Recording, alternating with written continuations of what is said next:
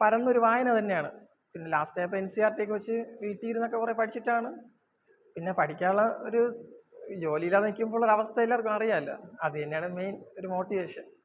പിന്നെ ഒരു കാര്യം കൂടെ ഉള്ളത്, ഈ പഠിച്ചാൽ ജോലി ഉറപ്പാണ്. അതെനിക്ക് അത്രയും അനുഭവം ഉള്ളതുകൊണ്ടാണ് ഞാൻ പറയുന്നത്. ഞാൻ ഇത്രയും ലിസ്റ്റിലൊന്നും വരുമെന്ന് പ്രതീക്ഷ ആളല്ല. ഞാൻ ആക്ച്വലി തുടങ്ങിയപ്പോൾ ഞാൻ മെയിനായിട്ട് ഫോക്കസ് ചെയ്തത് ഒരു സിവിൽ പോലീസ് ഓഫീസർ, CPO, അത് മതി. കാരണം നമുക്കൊക്കെ അതേ പറ്റൂ എന്നൊരു മൈൻഡായിരുന്നു. പക്ഷെ അങ്ങനെയല്ല, ചുമ്മാ പഠിച്ചാലും കിട്ടുന്ന ഒരു ജോലിയാണെന്ന് CPO എന്ന് എനിക്ക് ഇപ്പോഴാണ് മനസ്സിലായത്. കാരണം അത്യാവശ്യം ഒരുവിധം ഒന്ന് ഫോക്കസ് ചെയ്ത് പഠിച്ചാൽ നമുക്ക് ക്രാക്ക് ചെയ്യാൻ പറ്റാത്ത ഒരു ലിസ്റ്റും ഇല്ല. അതിന് വേണ്ടത് നമുക്കൊരു ഡെഡിക്കേഷൻ വേണം. ഈ 5 മണിക്കൂർ 10 മണിക്കൂർ പഠിക്കുന്നു അങ്ങനെയൊന്നും ഞാനില്ല. ഞാൻ അങ്ങനെ പഠിക്കത്തൊന്നുമില്ല. ഞാൻ രാത്രി ഫുള്ള് ഫ്രീ ഫയറും ഗെയിമൊക്കെ കളിച്ച് കിടന്ന ആളാണ്.